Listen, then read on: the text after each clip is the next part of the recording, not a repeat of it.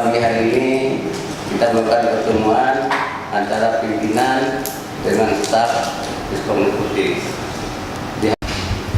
Hari ini hari pertama saya untuk ini dan Pak Sri telah mengantarkan saya. Terima kasih telah menjelaskan salah satu tentang seluk-beluk yang lama. Semoga akan kami pelajari dengan Pak Saiful, akan kami dalami, akan kami tindak lanjuti. Mungkin kalau ada yang kami lupakan kami akan kembali. Semua di sini sebenarnya sudah saya kenal. Untuk Ibu Nur Gaya tadi ya. Ada yang pun sudah sering kita ketemu. Pak Abia. Tidak ada yang asing bagi saya kecuali yang di belakang ini beberapa orang yang belum kenal.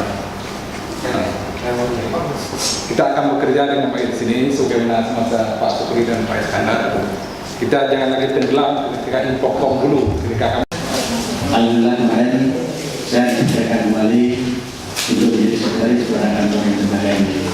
Saya yakin percaya, sekali saya akan kerja bersama-sama kita saling bekerja untuk kemajuan kami bersama tadi.